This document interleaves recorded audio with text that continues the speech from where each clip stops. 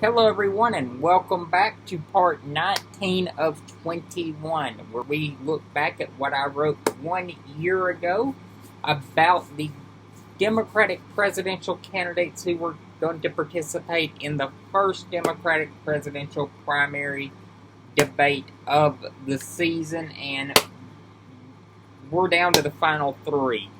This is going to be the last candidate that we cover that you could consider an also ran. Um, After this, we'll get to the final two, and it was a predictable finish, really, in the end.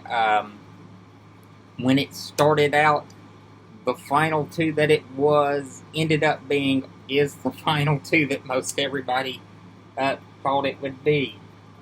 Today, we're covering Congresswoman Tulsi Gabbard, who entered the race on January 11th, 2019, and then exited the race on March 19th, 2020. And this is what I wrote about Tulsi Gabbard. A young female of color, a combat veteran who is photogenic, and a religious minority. On paper, Tulsi Gabbard, a congresswoman from Hawaii, should be a major player in this race. However, there are other things about Tulsi Gabbard.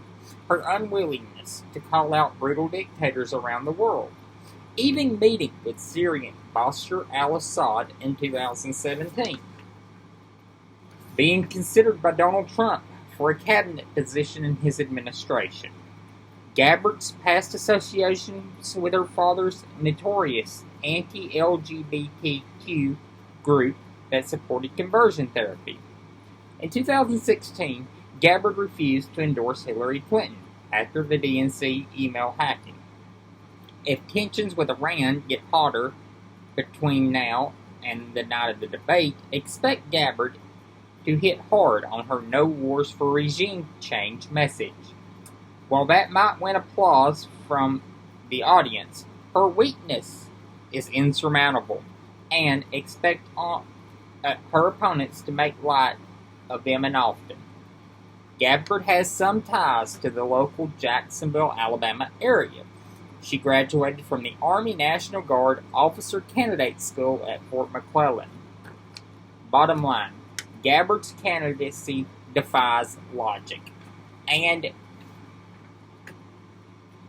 Tulsi Gabbard's run in this race really was one of those runs you look at and you're like, is she running like to paint all Democrats in a bad light?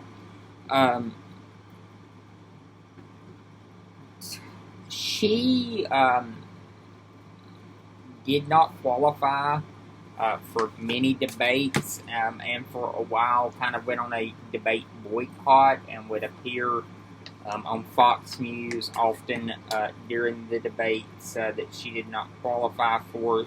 She became a regular on Fox News, and I'm convinced that once she retires from Congress in January of 2020, that she's going to become a Fox News contributor and become Tucker Carlson's fill-in host when Tucker goes on vacation or decides to take the night off. She had a strong following among libertarians, in addition to more traditional liberal voices. She really didn't set the world on fire at all. And I think that is due in part to several reasons. One, as I mentioned, her past associations with some pretty notorious anti-LGBT groups. The fact that she met with Bashar al-Assad in 2017 got a lot of criticism. Her unwillingness to call out brutal dictators around the world also received heavy criticism. and her unwillingness to support Hillary Clinton hurt people. Being considered for Donald Trump's cabinet would have, had she been more of a serious candidate, would have got heavy scrutiny. It was reported at the time that she was possibly being considered for Donald Trump's Secretary of State. Although if you look at the vetting documents that were leaked to Axios.com in 2019, it's quite clear that Gabbard was being more considered for a position in the Veterans Affairs range, Secretary of Veterans Affairs. Like I said, Gabbard faced a lot of obstacles. A lot of them were self-made. And it's a shame because she really was, on paper, a good candidate. A woman of color, a religious minority, young, a combat veteran,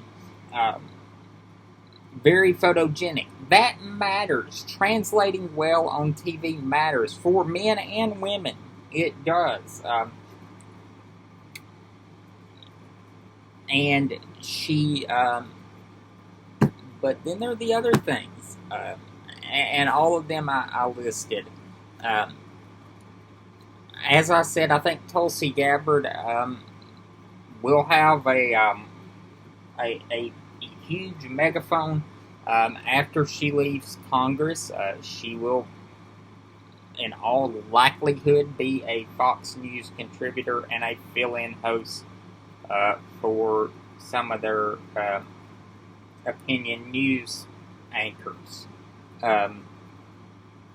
And although I don't watch much Fox News, it is the highest rated cable news television channel in America.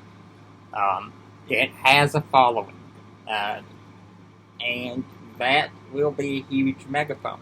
And she has some pretty progressive views on stuff, but some of her views are also kind of tippy-toeing around that right-wing libertarianism area as well. So she'll be on Fox News, and some people out there in Fox News land may get the perception that all Democrats are like Tulsi Gabbard, or all progressives and Democrats think like Tulsi Gabbard, when that's just not the case. So there is that. I think that Tulsi Gabbard's entrance into the race was an interesting entrance. I was wondering, the saboteur factor, and I was also wondering if she was running to get maybe some libertarian support and then say, hey, I really can't win, but guys, I know it's going to be hard for y'all, but y'all need to back Bernie Sanders, and this is why. Maybe play that role. Who knows?